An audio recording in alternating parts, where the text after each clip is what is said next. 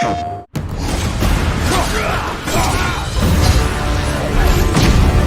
a combat perspective, I always, and I still feel like the meat and potatoes of any God of War game is combat.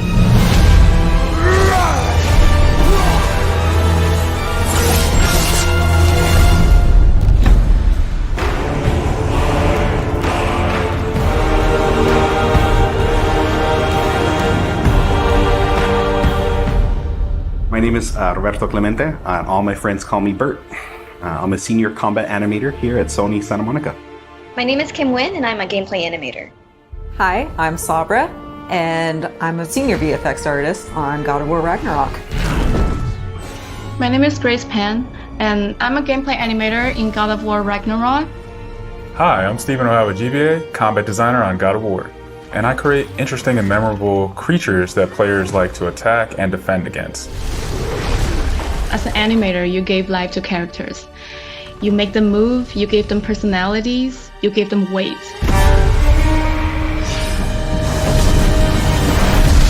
My role as a VFX artist is to put the power behind a move. You are in control of fire and earth and water and wind.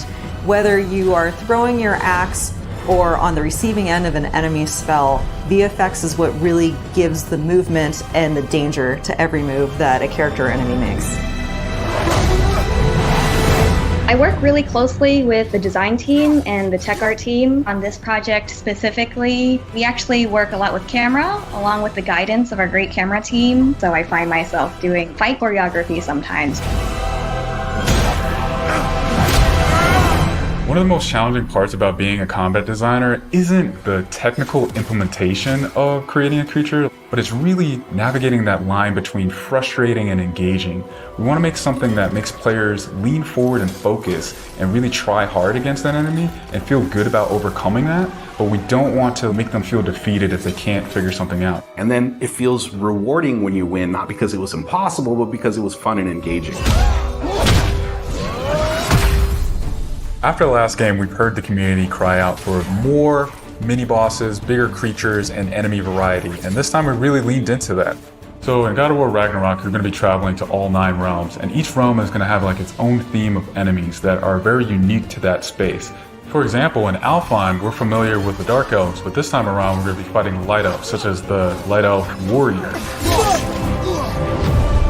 One of the key learnings from the last God of War game is we don't have to think about the camera and how close combat is going to feel. We already have that knowledge, so we can build upon the close camera that we have, and we can iterate on enemies, creating more interesting scenarios. In the last game, Atreus was just starting to fight alongside Kratos, and he was learning from the master tactician. So in this game, he's trying to prove himself a little bit more, and we built upon those mechanics with him. The previous God of War, Atreus was still a kid, right? So he has a lot of dependency on his father. And for this game, you'll see Atreus moving more independently on his own as a companion. In regards to VFX for Kratos, I think what the players really love is the powerfulness of it. When you are playing as Kratos, you really do feel like the God of War. And moving into Ragnarok, we want to really make something bigger, make it stronger, make it more of a spectacle. You want them to be like, oh my gosh, I didn't know that the Blades of Chaos could get even better, but look at that. So as Kratos gets more powerful, he's going to have access to newer combos and newer abilities that will increase the combat depth of each weapon. For the Blades, one of the moves that I've really enjoyed from previous God of Wars is the combat grapple, and we're going to be bringing that with a new twist. I'm very excited for players to try the blade grapple traversal moves. That brings so much more speed into the movement and the dynamic feel to it. One of the ways we've expanded Kratos combat this time around is we've given more utility and choice to his shield loadout. If you are a parry person, you could really go for a shield that gears towards parrying. If you're a big blocker, then you could choose a shield that will really match your playstyle. One new mechanic or element that I'm really excited about is these combo finishers. Building up the stun meter this time around is going to lead to different ways to basically decapitate the enemy. You're going to be able to choose, which weapon you want to have when you kill a guy. Another feature that we've added for Kratos is his new pre-fall attacks. You could jump off a ledge, and if there's an enemy below you, you could slam down on him. There's such an emphasis on verticality in some of these fights that it's super engaging. And as Kratos, now that you have so much mobility and that you can also take advantage of that verticality, I think it just adds such another interesting layer to a fight. In God of War Ragnarok, we've enhanced the Kratos and Atreus duo. He's going to initiate a little bit more, be aggressive. He's going to fight alongside you, and sometimes even surprise you with his combo abilities too. Some of the new expanded companion actions that you'll see Atreus do leverage the fact that he's older now, he's bigger now. And he's different from Kratos, so his magic has a different flavor. Not only that they fight side by side together, there are also a lot of mini games and player interaction moments. For example, like the puzzle systems and the set pieces. You definitely will see a lot more collaborations between father and son.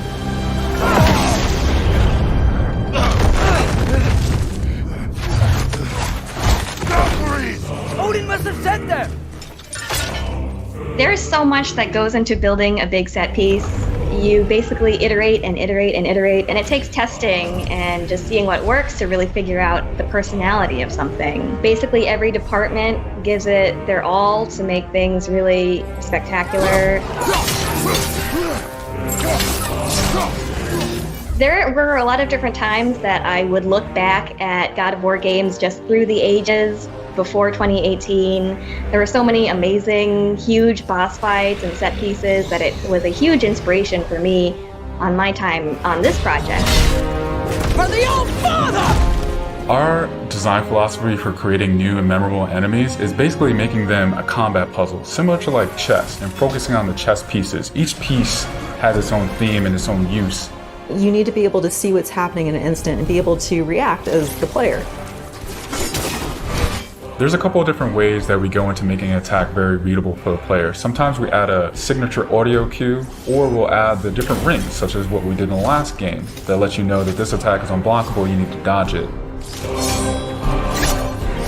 There's so many different ways that VFX really helps not just show what an enemy is about to do, but show who the enemy really is.